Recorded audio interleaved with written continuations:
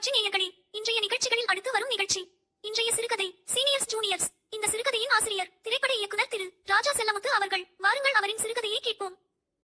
திரைப்பட இயக்குனர் திரு ராஜா செல்லமுத்து அவர்களின் சிறுகதை. சிறுகதை தலைப்பு சீனியர்ஸ் ஜூனியர்ஸ். தேர்தலில் வெற்றி பெறுவதற்கு தேர்தல் பற்றிய அறிவுள்ளவரை கூப்பிட்டு வியூகம் வகுத்து வெற்றி பெறுவது எப்படி என்று அரசியல்வாதிகள் செய்வதைப் போல அந்த நிறுவனம் முழுவதும் கணினிமயமாக்கிய பிறகு என்ன செய்யலாம் என்று யோசித்தார் முதலாளி. அரசியல் ஆலோசகர் பிரசாந்த் கிஷோர் போல ஸ்ரீ என்பவர் அலுவலகத்திற்கு வந்தார். அந்த நிறுவனத்தில் நிறைய சீனியர் ஊழியர்கள் பணியில் இருந்தார்கள். ஆனால் தற்போதைய கணினி அறிவு அவர்களுக்கு இல்லாமல் இருந்தது. அனுபவத்திலும் அறிவிலும் முதிர்ச்சி பெற்றவர்கள் தான் தற்போதைய தொழில் நுட்பத்திற்கு அவர்களால் ஈடு கொடுக்க முடியவில்லை. இதையெல்லாம் பார்த்த ஸ்ரீ நிறுவன முதலாளிக்கு ஒரு ஆலோசனையை கூறினார். சார், நம்ம நிறுவனத்தில இளைஞர்களை சேர்த்து வேலை செஞ்சோம்னா நம்ம நிறுவனம் இன்னும் சிறப்பா இருக்கும் என்று ஸ்ரீ சொன்னார். எப்படி என்று முதலாளி கேட்க, சார், நான் சொல்றது உங்களுக்கு கஷ்டமா இருக்கலாம். ஆனா இத செஞ்சா நம்ம நிறுவனம் முன்னுக்கு வரும். என்ன பண்ணனும் சொல்லுங்க ஸ்ரீ.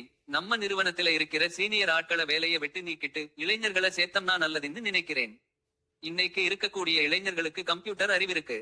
ஆனா சீனியர்களுக்கு நிறைய அறிவு இருக்கு. கம்ப்யூட்டர் அறிவில்லை. இன்னைக்கு கைபேசி கம்ப்யூட்டர்ல இருந்து தான் உலகம் கரைஞ்சிக்கிட்டு இருக்கு.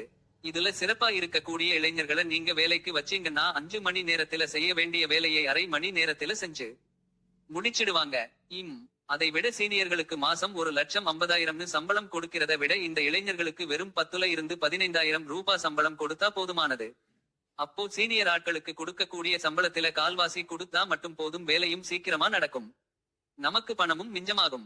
அதனால சீனியர் ஊழியர்களை நீங்க வீட்டுக்கு அனுப்பிவிட்டு இளைஞர்களை வேலைக்கு சேருங்க. உங்களுக்கு பணத்துக்கு பணமும் மிச்சம், வேலையும் சீக்கிரம் நடக்கும் என்று யோசனை சொன்னார் ஸ்ரீ. இதை எல்லாம் கேட்டுக் கொண்டிருந்த நிறுவனத்தின் முதலாளி, நீங்க சொல்றதெல்லாம் சரிதான். ஆனா நிறுவனம் ஆரம்பிச்சதுல இருந்து நிறைய நஷ்டம் கஷ்டங்களை பார்த்தவங்க இந்த சீனியர் ஊழியர்கள். எங்க கூடவே ஒரு குடும்பமா வந்துட்டு இருக்காங்க. அவங்கள அனுப்பிட்டு இந்த இளைஞர்களை சேர்க்கிறதுல எனக்கு விருப்பம் இல்லை என்று முதலாளி சொல்ல, அப்படின்னா நீங்க இன்னும் பின்னுக்கு தான் போவீங்க என்று சாடை மாடையாக சொன்னார் ஸ்ரீ. அப்படி இல்லைங்க, எப்பவுமே ஏத்திவிட்ட ஏணிய கீழே தள்ளி விடக்கூடாது.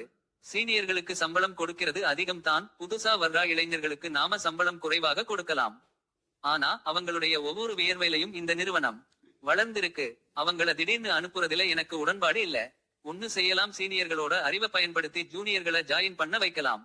இந்த இளைஞர்கள் கிட்ட இருக்கிற கம்ப்யூட்டர் அறிவை பயன்படுத்தி சீனியர்களாயிட அனுபவத்தையும் அறிவையும் சேர்த்துக்கிட்டோம்னா இந்த நிறுவனம் சரியா வளரும்னு நினைக்கிறேன் என்று சொன்னார் முதலாளி. சரி சார், அது உங்க இஷ்டம். நான் சொல்றது வியாபாரம், நீங்க சொல்றது மனிதநேயம். நான் எப்பவுமே வியாபாரத்தை முன் நிறுத்தித்தான் பேசுவேன், வேலை செய்வேன். மனிதநேயம்ங்கிறது நாம காட்டுற அன்பு பரிவுல இருக்கு, தொழில்ல இருக்க கூடாது. அப்படிங்கிறது தான் என்னுடைய எண்ணம் என்று ஸ்ரீ சொல்ல, உங்களுக்கு வேணும்னா எல்லாம் வியாபாரமா இருக்கலாம்.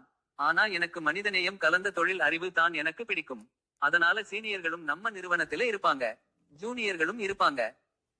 அறிவுள்ள சீனியர்கள் கிட்ட இருந்து அனுபவத்தையும் அறிவையும் வாங்கி இந்த ஜூனியர்களை நாம பயன்படுத்தினா இந்த நிறுவனத்தை மேலும் முன்னுக்கு கொண்டு வர முடியும் என்று சொல்லிய முதலாளியை கை எடுத்து கும்பிட்டு விட்டு, நான் இந்த நிறுவனத்தில் பணி புரிகிறதா இல்ல சார், நான் கிளம்புறேன் என்று கிளம்பினார் ஸ்ரீ. உங்களுக்கு என்ன வயசு ஆகுது ஸ்ரீ என்று முதலாளி கேட்க, எனக்கு 50 வயது என்றார் ஸ்ரீ. எனக்கு 72 வயசு. நானே இந்த நிறுவனத்துக்கு சீனியர் தான். முதல்ல நான் தான் இந்த நிறுவனத்தை விட்டு வெளியில போகணும். நீங்க சொல்ற இளைஞர்களை நிறுவனத்தில வைக்கணும்னா நான் இளைஞர் இல்லையே, முதல்ல வெளியே போக வேண்டிய ஆள் நான் தான். என்னுடைய சொத்து அப்படிங்கிறதுக்காக வயசான ஆளான நான் இங்க இருக்கலாமா? இது தப்பில்லையா என்று முதலாளி சொல்ல எதுவும் பேசாமல் விழித்தார் ஸ்ரீ. சார், நம்ம நிறுவனத்துக்கு ஒரு பெரிய கொட்டேஷன் வந்திருக்கு, அனுப்பலாமா என்று அனுபவம் மிகுந்த ஒரு சீனியர் ஊழியர் சொல்ல, தம்பி, சார் சொல்றதை என்னன்னு கேளுங்க, அவர் சொல்றபடி கேளுங்க என்று முதலாளி ஜூனியர் ஊழியரிடம் சொல்ல, எஸ் சார், சொல்லுங்க என்று சீனியர் ஊழியர்களிடம் கேட்டு கணிப்பொறியில் பதிவு செய்து கொண்டிருந்தனர் ஜூனியர் ஊழியர்கள். இதை பார்த்த ஸ்ரீக்கும் இது சரியெனப்பட்டது. ஸ்ரீ, அறிவார்ந்த சீனியர்களும் கணிப்பொறியில அறிவார்ந்த ஜூனியர்களும் சேர்ந்தா தான் எந்த நிறுவனமும் வெற்றி பெறும் என்றார் முதலாளி. எஸ் சார் என்றார் ஸ்ரீ. நிறுவனம் வேகமாக இயங்க ஆரம்பித்தது.